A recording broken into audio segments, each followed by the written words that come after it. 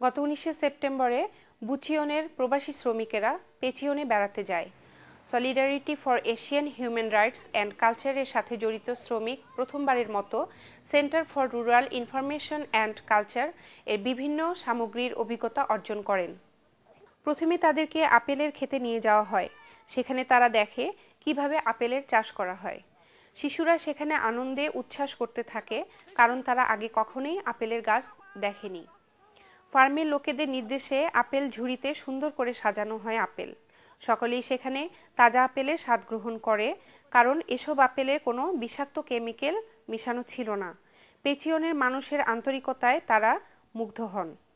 와사가 많이 마실 줄 알고 와사가 많이 줘요. পরিতৃপ্ত হন তাদের দেয়া নানা রকমের খাবার খেয়ে। গরমের দিনে আপেল গাছের ছায়া আর আপেল ছিঁড়ে খাবার মজাই ছিল আলাদা। এরপর তারা কোরিয়ান ট্র্যাডিশনাল পিঠা বানাতে শেখেন। মিউজিয়ামের তত্ত্বাবধায়ক ইতিহাস ও বিভিন্ন ধরনের পিঠার বর্ণনা প্রদান করেন। এরপর তারা বিস্কুট বানাতে শেখেন, যা শুধুমাত্র বিশেষ দিনগুলোতেই পরিবেশিত করা হয়।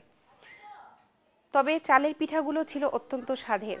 এভাবে তারা কোরিয়ান সংস্কৃতিকে শেখেন আরও গভীরভাবে ও নতুন অভিজ্ঞতায়। 좋아요. 오늘은 이따가 집에 우리 친구 같이 먹어요. 많이 좋아요.